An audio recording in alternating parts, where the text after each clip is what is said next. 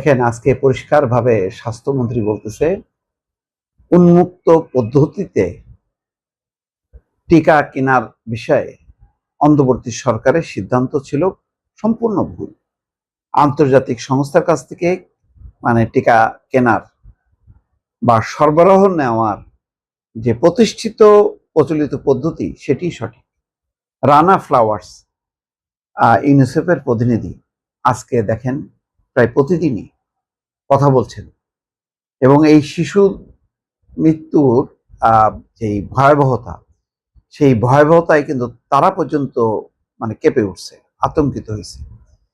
যেখানে বাংলাদেশের হামে রুবেলায় মৃত্যু প্রায় শূন্য ছিল, সেটা এখন মহামারী আকার ধারণ করলো। রানা ফ্লাওয়ার্স বলছে তারা 5 বার অন্তর্বর্তী সরকারকে চিঠি দিছে, সতর্ক করছে। এত সুশীল, এত বুদ্ধিমান যারা ওই রাজনীতিকদের অবজ্ঞা করে, যে রাজনীতিকটা বোঝে না, দেশ চালাতে পারে না, তারাই সর্বশান্তা, জ্ঞান বিজ্ঞান বুদ্ধি বিবেচনা সব তাদের মধ্যে। আজকে দেখেন তাদের নির্বুদ্ধিতা। ভাগ্য ভালো ছিল যে নির্বাচনটা দিয়ে সরে গেছে, না হলে তো তারাই ক্ষমতায় থাকতো। ক্ষমতায় থেকে এইরকম শুধু মধু খাইতো আর ঘন ঘন বিদেশ যাইতো, আর এই নিজেদের যত ধান্দাবাজি সেগুলি করত।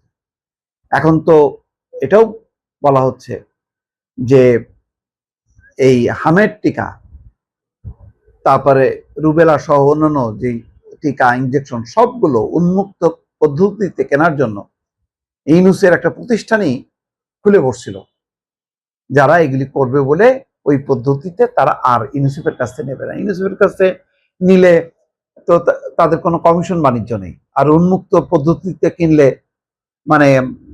3-4 হাজার 5 হাজার কোটি টাকার হামের টিকা কিনলে তার মধ্যে 500-1000 কোটি টাকা তাদের লাভ থাকবে।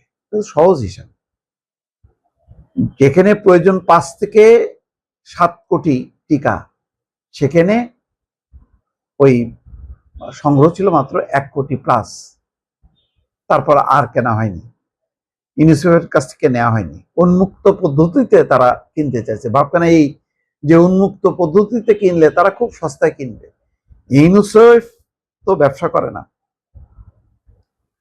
WHO তো ব্যবসা করে না। তারা সারা বিশ্বের এই স্বাস্থ্য ব্যবস্থা একটা একটা কমিটেড আন্তর্জাতিক সংস্থা, যেখানে দান অনুদানে চলে। তারাও স্বল্প মূল্যে, কখনো কখনো বিনামূল্যে এইগুলি সরবরাহ করে, যাতে বিশ্বে শিশুরা, তারপরে কিশোর কিশোরীরা, তাদের প্রতি যে বিশেষ জনগোষ্ঠীর প্রতি তাদের যে কমিটমেন্ট, সেই কমিটমেন্ট তারা রক্ষা করে। তো সেই জিনিসটাকে বাণিজ্যিক পণ্যে রূপান্তর দিতে গেলে আজকে কত বড় একটা বিপর্যয়, যেখানে আজকে স্বাস্থ্যমন্ত্রী বলতেছে যে মারাত্মক ভুল ছিল। তা আমি বলছিলাম যে শুধু ভুল বললেই হবে? এই দায়ী ব্যক্তিদেরকে চিহ্নিত করা হবে না বা তাদেরকে শাস্তির আওতায় আনা হবে না? এই এত মায়ের কোল যে খালি হলো, এর জবাব আমরা দিতে পারতেছি না। এটা আমাদের ব্যর্থতার, রাষ্ট্রের সরকারের ব্যর্থতার আজকে বলি হচ্ছে এই শিশুরা। এর দায় দায়িত্ব কে নির্ধারণ করবে? এটা হলো খুব বড় প্রশ্ন। এই দায় থেকে কিন্তু যেই সরকারই থাকুক না কেন, এই দায় দায়িত্ব আজ হোক কাল হোক এটা চিহ্নিত হবেই এবং করতেই হবে। এটা নিয়ে ছিনিমিনি খেলা যাবে না।